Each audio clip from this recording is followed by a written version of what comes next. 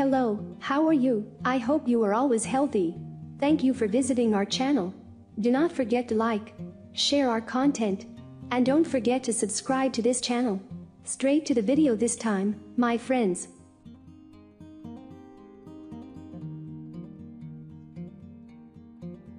Located in Ringgold, Georgia, the Treehouse sits in 16 acres of private property. It is minutes from Georgia's best wineries and some of the most desirable hiking, whitewater, and scenic activities in Chattanooga and the Tennessee Valley. Escape to our mountaintop retreat for solitude and tranquility. All military, police, and firefighters will receive a 15% discount on all weekday stays. Thank you for your sacrifice and service. The space. For a full tour of the Treehouse, please visit our Instagram @Selah and click on the tour bubble below the profile. Though plenty of activities are nearby for adventure, the Treehouse provides sanctuary for the weary soul.